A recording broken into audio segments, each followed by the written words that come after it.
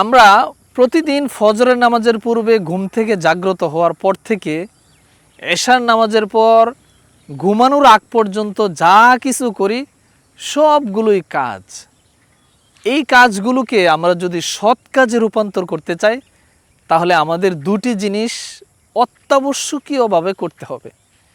এক নম্বর হলো সমস্ত কাজ একমাত্র আল্লাহ তাআলার সন্তুষ্টির জন্য করতে হবে। আরবিতে একে বলে ইখলাসুল আমাল লিল্লাহি আজ্জা ওয়া জাল, অর্থাৎ একমাত্র আল্লাহ তাআলার সন্তুষ্টির জন্যই সমস্ত কাজ করা। দ্বিতীয়, ইত্তিবাউস সুন্নাহ, অর্থাৎ আমাদের সমস্ত কাজ রাসূলুল্লাহ সাল্লাল্লাহু আলাইহি ওয়াসাল্লামের সুন্নাহ অনুযায়ী হতে হবে। আল্লাহ তাআলা আমাদেরকে সৎ কাজ করার তৌফিক দান করুক, আমিন।